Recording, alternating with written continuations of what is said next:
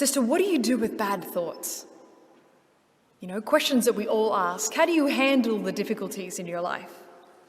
So the sisters talked to them and spoke of the power of God's love and forgiveness that can conquer and claim our hearts more than anything else in the world that we find in the sacraments. And they wrapped up that conversation. They barely took a couple more steps before getting into the car. Sister Catherine Joy noticed that the car next to us, a blonde lady, was on her own and crying. So Sister Catherine got out and gently approached her window, and the woman, surprised by the nun's approach, slowly rolled down her window. And almost instantly, her shoulders continued to shake, sobbing. She said little to Sister, but it was more than enough to be seen in her pain and her suffering, to be noticed, to be approached. So Sister asked if we could pray with her, and she nodded, and asking God to fill her with his life and his love and all her heart's crave. Like a good Irish woman, she gave us her dinner.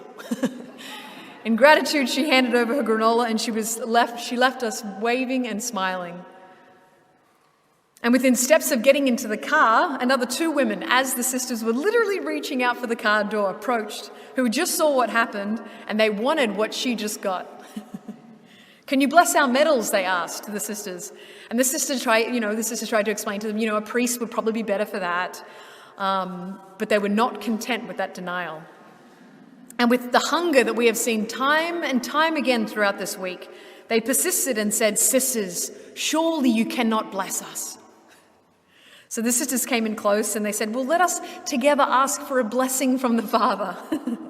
And they huddled around and said a prayer. What they saw was God changing and entering everything.